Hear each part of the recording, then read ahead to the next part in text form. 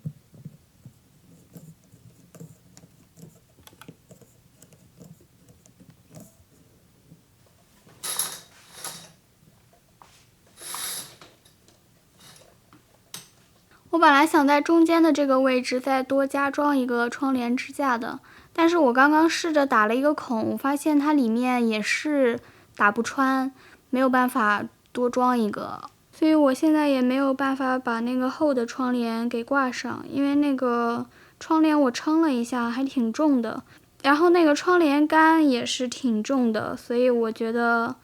这2个支架可能没有办法承受这么大的重量，所以就只能保持现在这样了，没办法再多加一层窗帘了。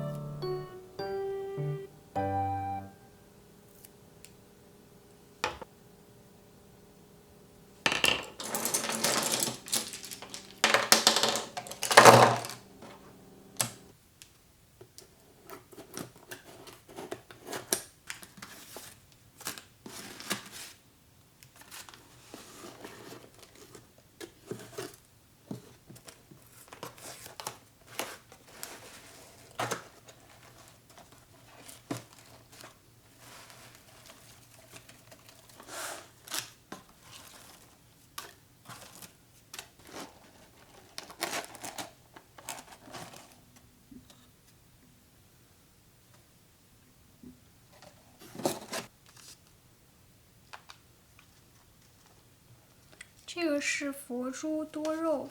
我觉得这个特别可爱，在亚马逊上买了一小盆。它会越长越长，然后这样垂下去，像吊篮一样，特别可爱。